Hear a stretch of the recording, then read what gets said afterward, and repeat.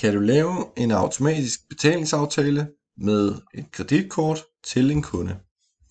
Vi starter med at gå op i kundekartoteket for at finde kunden. Her vælger jeg mig selv. Op i brugerhandlinger er der muligheder for at vælge en, der hedder betalingsmetoder.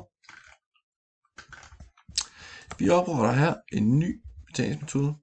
Det kunne være QuickPay, Stripe eller betalingsservice.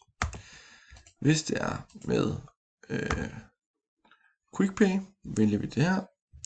Her vil jeg modtage et link som kunde,